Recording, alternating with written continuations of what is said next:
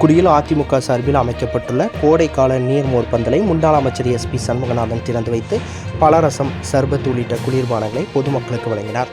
இதில் அமைப்புச் செயலாளர் என் சின்னத்துரை உள்ளிட்ட அதிமுகவினர் பங்கேற்றனர்.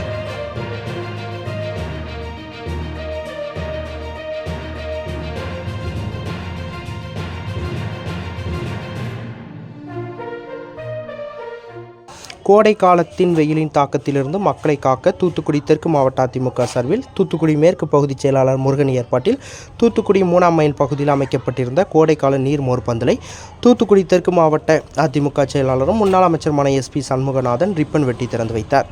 பின்னர் தர்பூசணி, வெள்ளரி, அன்னாச்சிப்பழம், கிர்னிப்பழம், பாலைப்பழம் உள்ளிட்ட பல வகைகள் மற்றும் இளநீர், பலரசம், சர்பத் உள்ளிட்ட குளிர்பானங்களை மாவட்ட செயலாளர் SP சண்முகநாதன், கழக அமைப்புச் செயலாளர் என் சின்னத்துரை ஆகியோர் பொதுமக்களுக்கு வழங்கினர். பொதுமக்கள் மிகுந்த ஆர்வத்துடன் வாங்கி அருந்தினர்.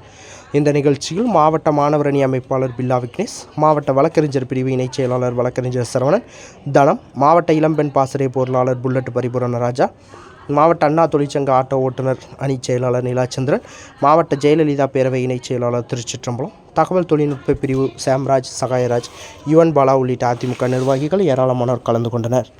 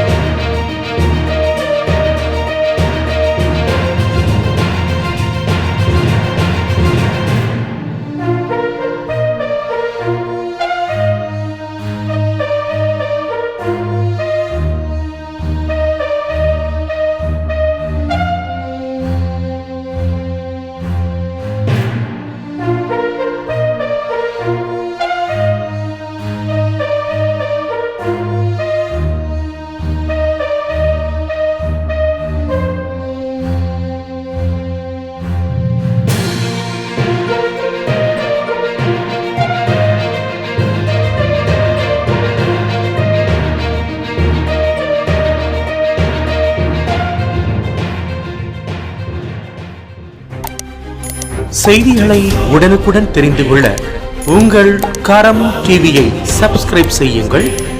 அதோடு பெல் பட்டனையும் கிளிக் செய்யுங்கள்.